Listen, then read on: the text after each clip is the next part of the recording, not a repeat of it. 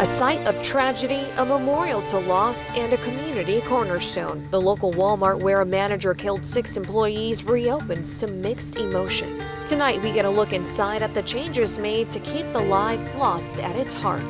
It's been really hard because we was really close. As loved ones of the victims say, an altered storefront isn't enough to overcome the pain. What the store's return means to a community that 5 months before was rocked with grief. And good evening. Welcome to News 3 at 6. I'm Kurt Williams.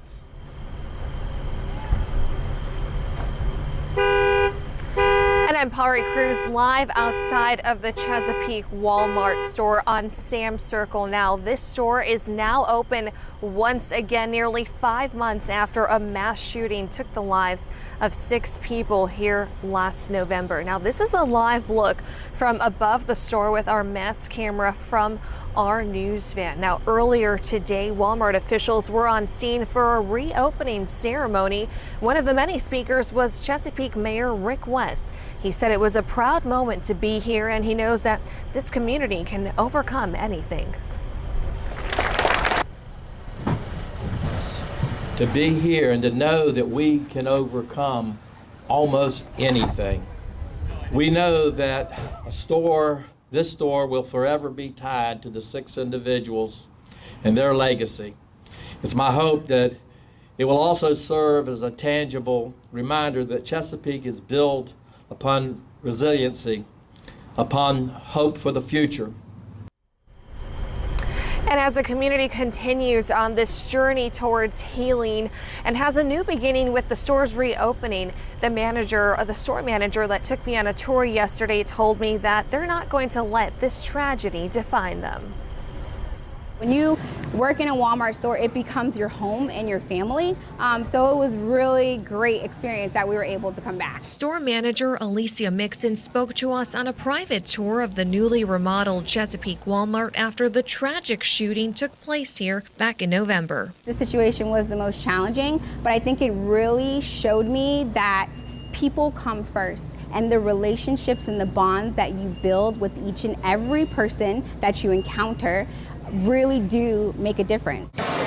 When customers first walk in, they'll be greeted by this beautiful new mural of a blue heron and the Jordan Bridge, which represent the city. And as I walked the aisles of the store, I noticed it underwent a complete transformation. This is the Octagon. From having a new layout, interactive features, and signage to other upgrades. What has it been like for you to see all of these changes come to fruition from beginning to end? It's actually been pretty amazing for me. Walmart really allowed me to do the store the way the community needed it to be done. And I was very happy to have a seat at the table for that. I'm just excited now that I'm excited about it. I want to see how the customers react to it. The store has also built this memorial space featuring these 6 benches for each of the 6 lives lost that day. It's a little bit of a loss, right? So when you lose an associate, no matter the reason, it's a part of your family.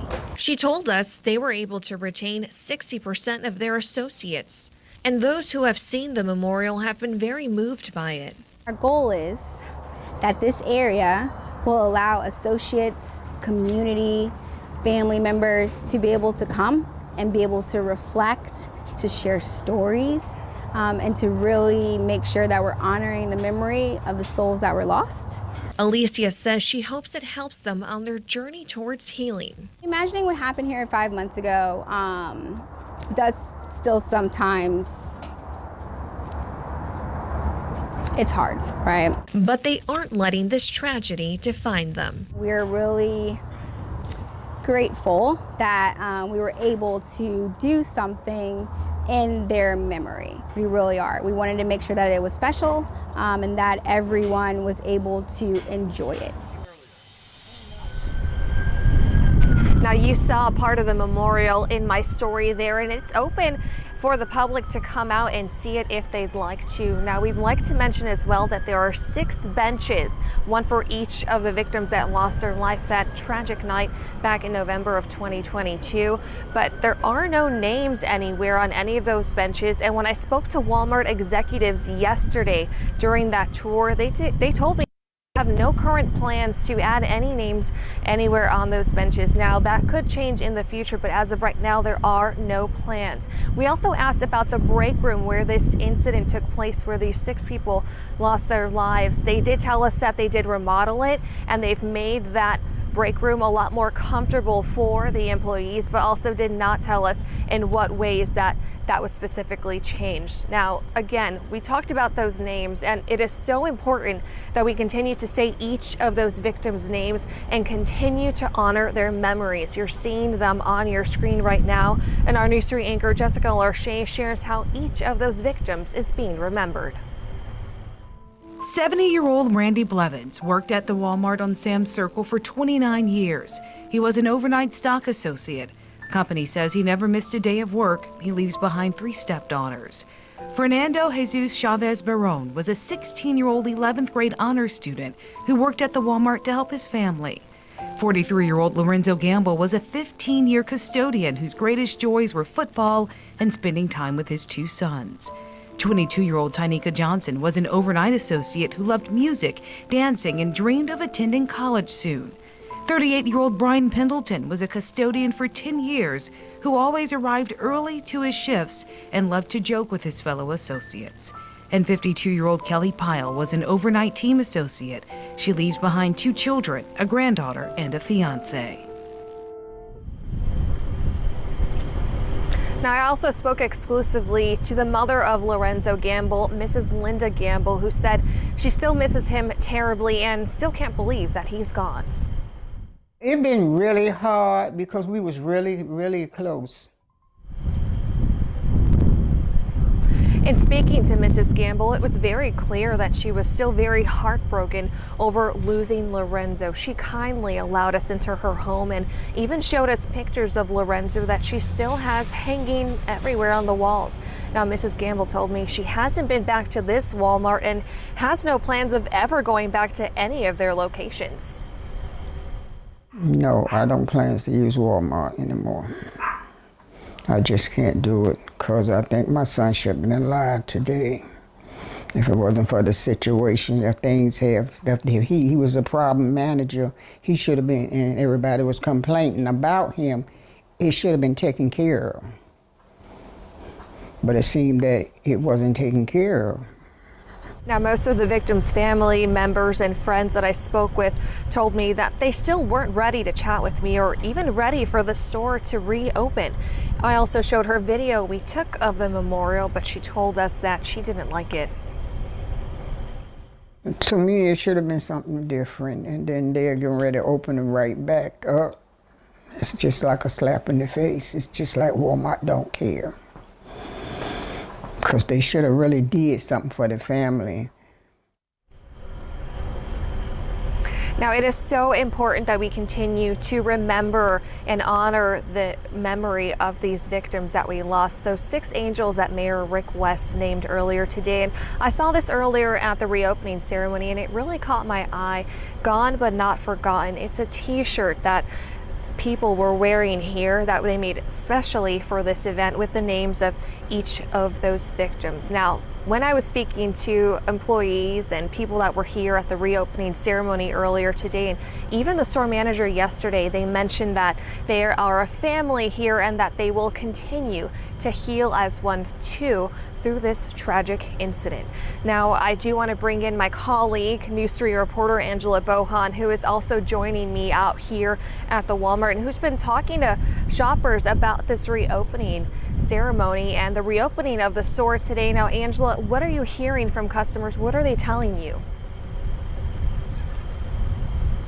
Well, Pari, as you can imagine, those who did come on opening day, the reopening day, say they are ready to take that next step. But yesterday we were in nearby areas and some people told me they don't plan to return, at least not yet. And some even told me they wish this store would have been turned into something else. So we're getting lots of mixed reactions.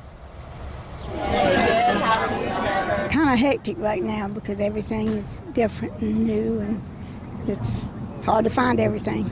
I think it's a good thing because we all depended on this Walmart. Nellie Stubbs isn't alone. The convenience of having this Walmart back after the store was closed for nearly 5 months is welcomed by many, but she appreciates that it is a heavy reminder of that dark November night. And one of my friends lost her son here. I don't think she went back in.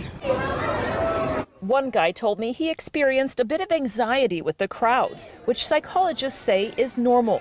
Another, heading into the store, was ready. And I mean, it's sad for what happened, but something like this happened, you just can't stop everything. Fresh oranges. Speaking of not stopping, the director of Buffalo Family and Friends Pantry was out here loading up. All of this going to seniors in need. Having it right here, 5 to 10 minutes away from us, was great. Other Walmart locations weren't as convenient for their nonprofit. More gas, more time and everything, so time is of the essence, so it's great to have it back open. I can get a lot of stuff in here, y'all. Walmart says it will employ about 300 people at this location, some neighboring businesses, and even this food truck. I mean, it's been steady for the last half hour, 45 minutes. Hope it helps boost the economy, attempting to balance normalcy, all while remembering those who lost their lives here back in November.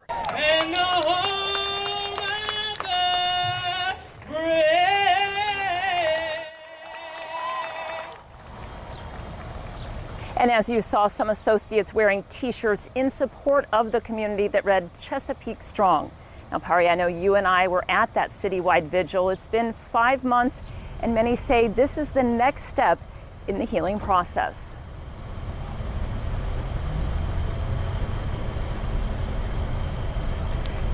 Yeah, Angela, it has honestly been such a journey and such a tough couple of months just to see how the community was at that vigil and how heartbroken they were. But still, it is so encouraging to me to see how they came together then for the vigil and how they came together today outside of this Walmart here in Chesapeake during the reopening ceremony, and that, you know, hopefully we as a community are continue to move forward in that process and forward in that healing journey.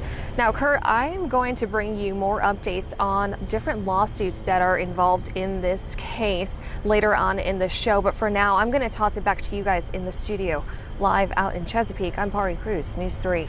Pari, thank you so much. We'll see you in a bit. Law enforcement leaders from around the world working to combat hate and intolerance. How a local sheriff is taking part in an international event. Another day with wall-to-wall sunshine, but that is going to be changing. I'll break down when to expect some showers and some thunderstorms this weekend. Just ahead. This week, Newport News Sheriff Gabe Morgan is on an international stage, making a declaration against hate and extremism. The March of the Living event is a formal remembrance of the horrors of the Holocaust. For the first time ever, a global delegation of police and sheriffs were invited to Poland to participate. The group marched the path from Auschwitz to Birkenau as a tribute to the victims. Anchor Barbara Sierra asked Sheriff Morgan about this mission. Making this declaration is actually a precursor to a larger mission of creating an international study and program towards eliminating hate and extremism throughout the world. As part of this delegation, what we're really saying is that government should never use their police apparatus to oppress their population and to use that apparatus against any particular sect within their population. The police and sheriff delegation representing 50 countries have pledged to work together to develop special training tracks to address and combat hate and intolerance. And I'm Pari Cruz. I'm reporting live outside of this Walmart in Chesapeake, the site of a tragic mass shooting nearly 5 months ago. I'll bring you more details on the reopening earlier today, coming up after this break.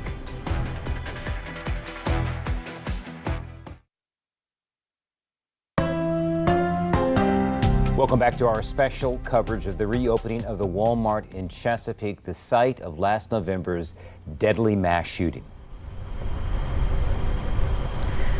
Yeah, Kurt, we know in the days following that violent night, that first lawsuit was filed against Walmart, and there were more that were filed in the following weeks. Now, the first lawsuit was filed on behalf of 27-year-old Danya Prelu. Now, she says she was actually in the room when the shooting happened, and she witnessed those bullets just whizzing by her face and left side. She says that they barely missed her, and she says she watched several of her coworkers die on that terribly tragic day. Now, that lawsuit lays out a pattern of issues that Danya Prelu says was relayed to other managers here at the Walmart, but that they weren't acted upon. A second lawsuit states that James Kelly complained to Walmart that the shooter had harassed and badgered him. In a third suit, Brianna Marie Tyler says Walmart was negligent and the company knew about issues and complaints that were made about that shooter. To the relationships that your employees and your managers have, because it matters. You know, it might seem like, okay, that's just a small issue, but it could roll over into something as big as a mass shooting.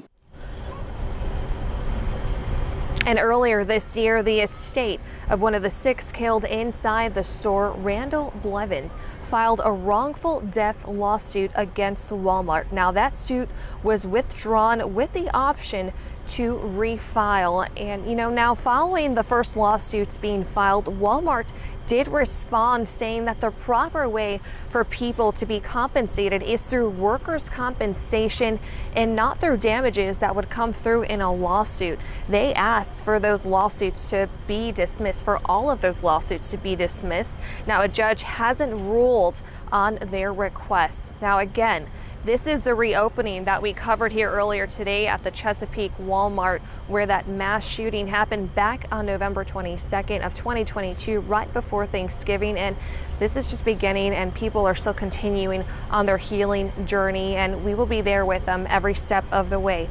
Kurt, I'm going to send it back to you in the studio. Pari, thank you for your special comprehensive coverage out there. And now this, News 3. Shining a spotlight on important topics with our Community Conversation series. This Friday, we're highlighting mental health in the workplace. News 3 anchor Barbara Sierra spoke with a panel of experts about battling burnout in 2023. They discussed the Great Resignation, work-life balance, military mental health, and much more. You can watch it Friday, April 21st at 7:30 right here on News 3 or on our sister station, WGNT. And you can also catch it online at WTKR.com. All right, let's talk weather. Man, the gorgeous weather just keeps coming. And if you like it just a little on the, is summer here yet? That is coming our way, Patrick. It absolutely is. Today was one of those days where you drive a couple of miles and the weather changes dramatically. Highs in the 60s and highs in the 80s. Tomorrow, some of us may touch the 90-degree mark, so it got us wondering about 90-degree days at our official reporting station in Norfolk. And the National Weather Service tells us the earliest 90-degree day on record was back in 1907 in March 23rd. Our latest on record was July 2nd, 1972. Our longest streak of 90-degree days in April was 4 days, April 23rd through the 26th, 1960, and our hottest April day on record, 97 degrees. Yeah, we've gotten to 97 on April 26th, 1960. Tomorrow, yes, some of us could touch the 90-degree mark. In Norfolk, it's going to take a bit to get there. We're forecasting a high of around 86 in Norfolk, but low 90s for Chesapeake and Suffolk. Possibly Portsmouth, around 87 for Newport News and Williamsburg, 77 for Cape Charles on the eastern shore, 70s and low 80s on the Outer Banks. We're talking upper 80s and low 90s across much of the Albemarle of North Carolina. But then the temperature trend is down, and you see by next week we're talking about highs back in the 60s, well below normal. There's the cold front that's on the way that's going to usher in that cooler air. That's also the cold front that's going to bring us wet weather for the weekend. So enjoy the dry, sunny weather while it lasts. By the late afternoon or evening hours on Saturday, a chance for some showers and some thunderstorms. And we expect some lingering morning showers on Sunday. Behind that cold front, we're back in the 60s for much of next week. And we'll be right back.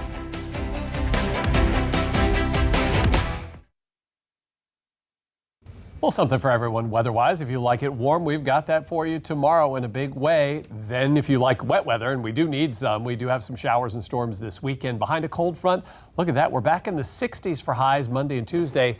Overnight lows back down into the 40s. All right. Thank you, sir. Hey, make sure you head on over to our sister station for our next newscast, News 3 at 7 on WGNT. But before we let you go, we want to leave you with some beautiful shots from City Center in Newport News. And some nice shots from our wonderful photographers from across Hampton Roads that sent in these beautiful photos. We thank you for joining us. The CBS Evening News is coming up next.